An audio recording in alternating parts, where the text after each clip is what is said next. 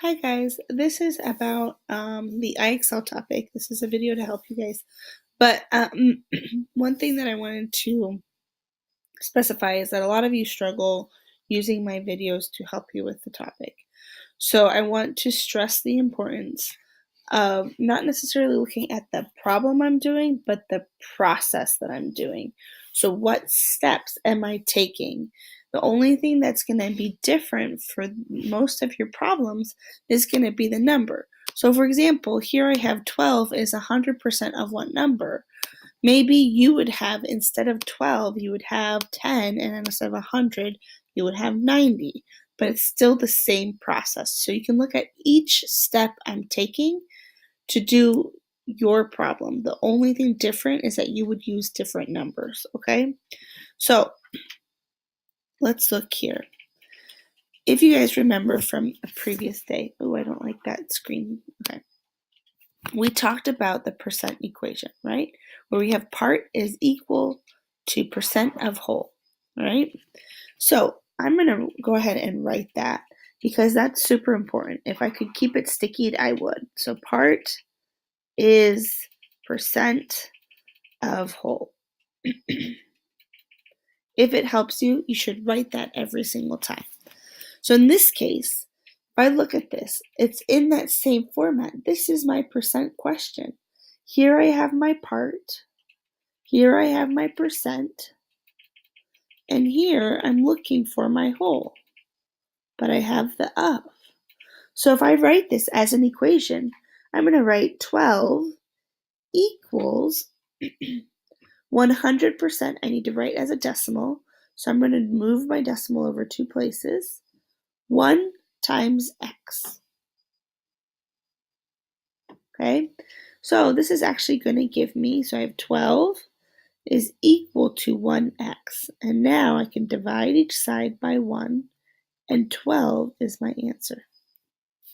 Let's try that. And if you think about it, 12 is 100%. 100% is the whole amount. Okay, so that was a pretty easy one since it gave us 100%. So let's try this one. I'm going to get a little bit harder ones, okay? These are pretty easy. Okay, this one's a little bit harder. Let's think about our part is percent of whole. So in this case, it's kind of mixed up. It's not really necessarily in the same order that we normally see it in. Here we have our percent. And notice this of. That means that this number is our whole amount.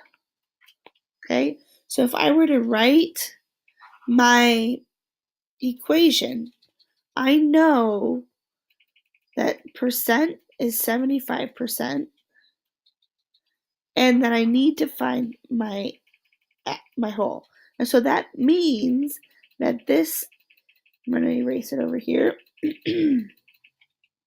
that this equals 54 is my part. So it's right next to the equal, as in if you remember what that means is, right? So this is actually 54. Okay? So now, oh, that's a little bit too high, 54. Okay, so let's drop down the equal sign and the percent, the of, but in this case, remember how we have to put the percent as a decimal, right? So we're going to move it over twice. So now I have 54 is equal to 0.75 times x, okay? And now I need to get x by itself. So this is the same process. The first step is I'm going to write my equation.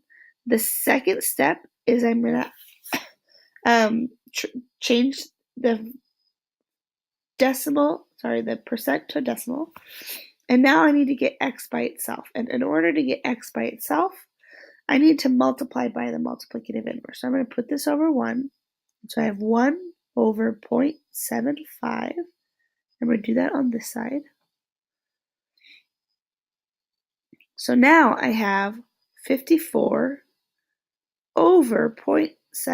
I'm going to put that in my calculator. 54 over 0.75 times 1 over 0.75 is 1.75. I'm going to put that in my calculator.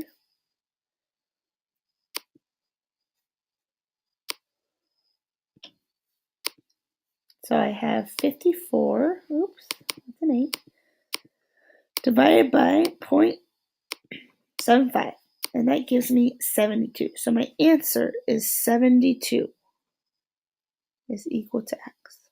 Okay, so let's go ahead and put that in 72. All right, this is the exact same type of question that you just saw. So what you would do is instead of the 75%, you would put 50%. Instead of the 54, you'd put 37, but still the same steps, okay? Okay, let's look at this example. For this example, if I write my part as equal to part is percent of whole, in this case, it's kind of already written, right? So I have part is percent of whole. So if I write my equation, I would have 4 equals, okay, 10%, I need to move the decimal over twice, 0.1 times x, okay? So let's draw our, I'm going to rewrite it just so that I have space. And now I'm going to draw my number line. I'm going to multiply each side by 1 over 0.1. So now I have 4 divided by 0.1 is equal to x. And now I can put that in my calculator. I have 4 divided by 0.1, and I get 40. Okay? I'm going to put that in 40 is equal to x. 40.